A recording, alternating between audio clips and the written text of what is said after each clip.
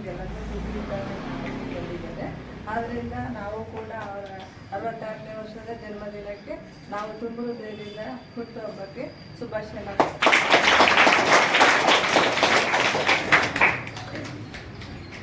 Kumaraswamy sir ಅವರಿಗೆ ಸಾಯಿಬಾಬಾ ಆಯಸ್ಸು, ಆರೋಗ್ಯ, ಅಷ್ಟೈಶ್ವರ್ಯಗಳು, ಇಷ್ಟಾರ್ಥಗಳೆಲ್ಲ ಸಿದ್ಧಿಸಿ ಹೀಗೇ ಅವರ ಜೊತೆಯಲ್ಲಿ ಬಂದಿರುವಂಥ ಅವರ ಅಭಿಮಾನಿಗಳಿಗೆ ಅವರ ಎಲ್ಲ ಅಭಿಷ್ಟಗಳು ಈಡೇರಲಿ. ಹೀಗೆ ನಮ್ಮ ಶಾಲೆಗೊಮ್ಮೆ ಬಂದು ನಮ್ಮ ಕುಂದುಕೊರತೆಗಳನ್ನ ಸ್ವಲ್ಪ ನೋಡಲಿ ಅಂತ ನಾವು ಅವರಲ್ಲಿ ಮನವಿ ಮಾಡ್ಕೊತಾ ಇದ್ದೀವಿ. ಇಲ್ಲಿ ಮುಖ್ಯೋಪಾಧ್ಯಾಯರು ಅನುಪಸ್ಥಿತಿಯಲ್ಲಿ ನಾನೇ ಅವ್ರನ್ನ ರಿಕ್ವೆಸ್ಟ್ ಮಾಡ್ಕೊತಾ ಇದ್ದೀನಿ. ದಯವಿಟ್ಟು ನಮ್ಮ ಒಂದು ಶಾಲೆಗೂ ನಮ್ಮ ಯಾವುದೇ ಆದಂಥ ಕೊಡುಗೆ ಇರಲಿ ಅಂತ ನಾನು ಕೇಳ್ಕೊಳ್ಳೋಣ.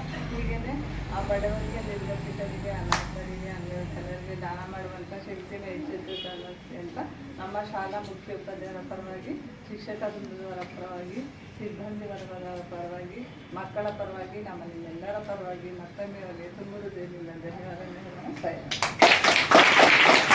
ಎಲ್ಲಕ್ಕೂ ಕಾರಣ ಅಂದರೆ ಅವರು ಬಂಗಾರಪೇಟೆ ಇಡೀ ಕೋಲಾರ ಜಿಲ್ಲೆ ಒಂದು ಸಂಸದರಾಗಿದ್ದಾರೆ. ಅವ್ರಿಗೂ ಕೂಡ ನಾವು ತುಂಬ ಹೃದಯದಿಂದ ಧನ್ಯವಾದಗಳು ಹೇಳೋಣ. ಏಕೆಂದರೆ ಅವರು ಇಲ್ಲಿ ಕುಮಾರಸ್ವಾಮಿ ಸರ್ನ ಬರ್ತಡೆಗೆ ಅವರೇ ಮುಖ್ಯವಾಗಿ ಇರುವಂಥದ್ದು.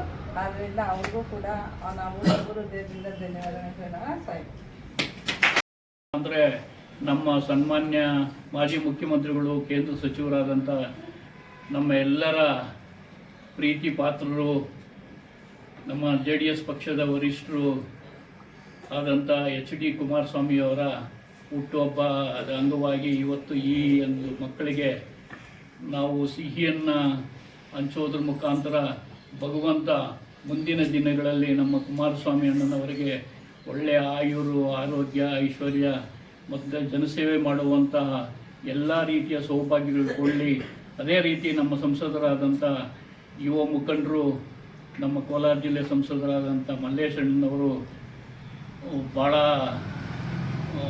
ಸ್ನೇಹಜೀವಿ, ಅದೇ ರೀತಿ ಸಮಾಜಮುಖಿಯಾಗಿ ಕೆಲಸ ಮಾಡ್ತಾ ಇದ್ದಾರೆ.